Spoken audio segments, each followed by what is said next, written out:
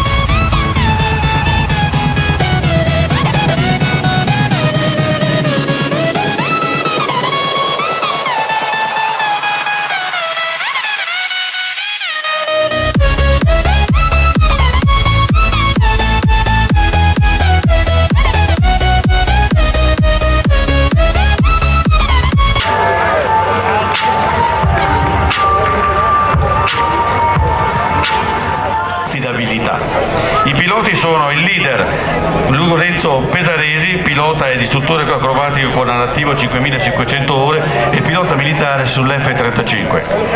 Il gregario numero 2 di sinistra nella formazione a 4 velivoli per poi separarsi e volare come solista ai comandi di Nuri Mansour, pilota acrobatico con attivo 1500 ore di volo. Assieme a oggi non c'è con lui, se no c'è un altro componente del team che si chiama Davide Volpi. Il numero 3, gregario di destra, Alex Miller. Ed eccolo gli Yakim per l'ingresso.